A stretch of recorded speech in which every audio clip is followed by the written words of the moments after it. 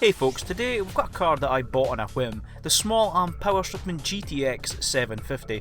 Now we all know how much of a darling the 750 Ti was, offering gamers a great cost-effective way to jump into PC gaming, while still dishing out a good helping of FPS along the way. Even the vanilla 750 in its 2GB form was also a good buy and still holds up fairly well today. But this leads me onto the card we've got here, the 1GB version of the GTX 750. A card which, even during its release at the start of 2014, was described as only really being a 900p card by a lot of the online reviewers. It's not exactly a glowing endorsement. But that is part of the fun of testing these old cards, and I'll be honest here, for the £32 that I paid for it, I've actually been pleasantly surprised by the performance.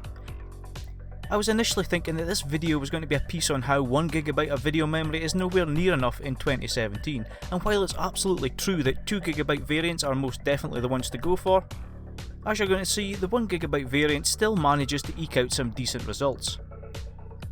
So on to the card itself. Well, this MSI variant comes overclocked from the factory, with the reference specs of 1020MHz on the base clock increased by around 4% to 1058, and the boost clocks coming in at about 5% higher than reference at 1137. This card, despite being in the GTX 700 series, is not a Kepler card. It's based on the Maxwell architecture, and this helps with power draw and a TDP of only 55 watts.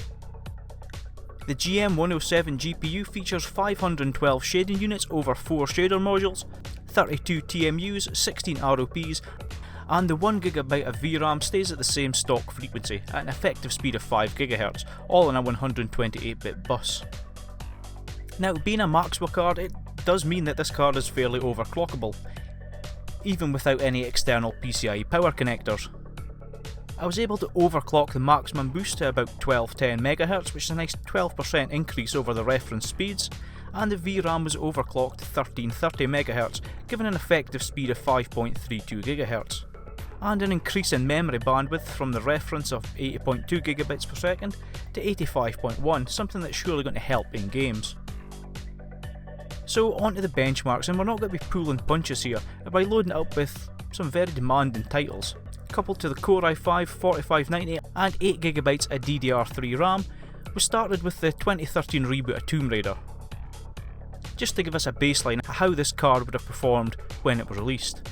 And to be honest with you, it eased through everything, averaging just under 70 FPS with the average minimums hovering around 60.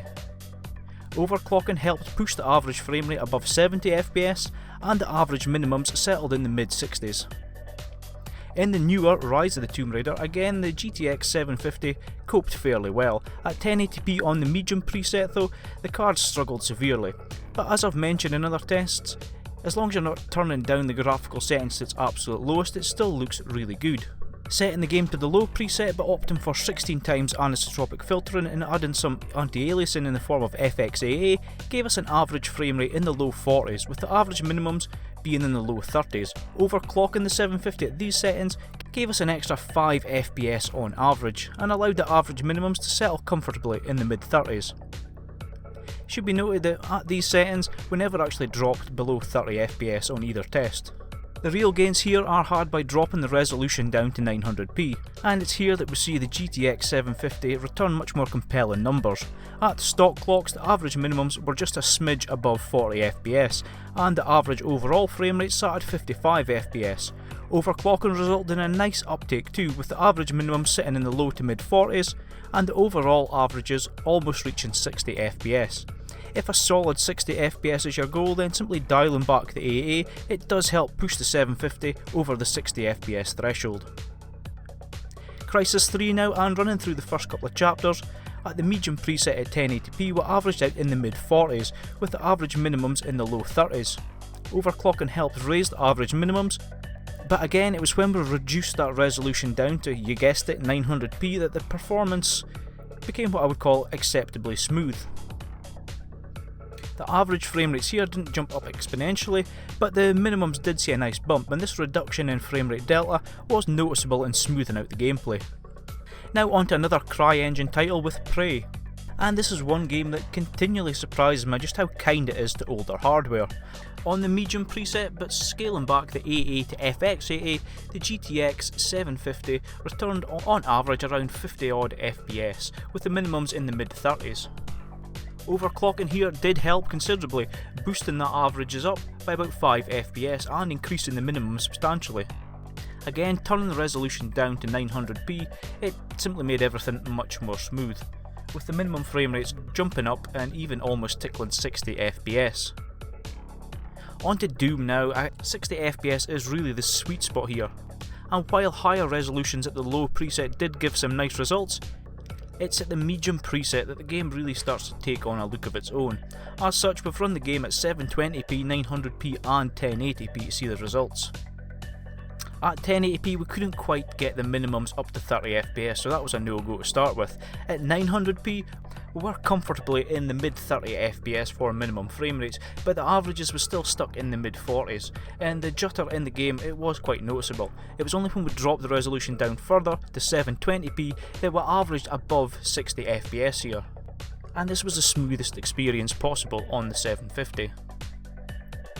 Dialing the action back a bit and jumping into a slower paced game with Skyrim Se at 1080p and the medium preset, with the recommended anti-aliasing option TAA turned on, here we averaged out just above 40 FPS and had the average minimums hovering about 40 as well.